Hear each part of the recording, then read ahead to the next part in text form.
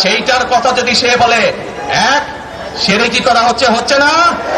যার মালিক আল্লাহ, যার অধিকার শুধু আল্লাহর একমাত্র, সবকিছুর অধিকার উপরে আল্লাহর অধিকার। কাজেই আগেই তো আপনাদেরকে ঠকাচ্ছে, নির্বাচনের ফলে তাহলে কেমন ঠকাবে আপনাদেরকে বোঝে নেবা।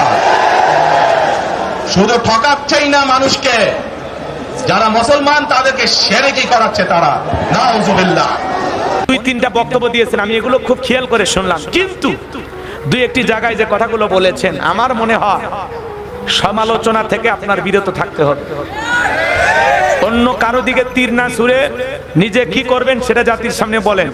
রেজাল্ট তো হবে 12ই ফেব্রুয়ারিতে, কথা কোন ঠিক না? এই জন্য কাদা ছোড়াছুরি বন্ধ করা দরকার আছে না? না, কে জান্নাতের টিকিট বিক্রি করলো এটা আপনার মাথার ব্যথার দরকার নেই। আসলে জান্নাতের টিকিট কেউ বিক্রি করছে ভাই। মানুষ জান্নাতের রাস্তা দেখায়। জান্নাত কি কারো বাপ দাদার পৈতৃক সম্পত্তি? কোন আমলে জান্নাতে যাওয়া যাবে, জান্নাতের রাস্তা কোনটা, তরিকা কোনটা, পদ্ধতি কোনটা, পথ কোনটা, এটা মানুষ বলতে পারে।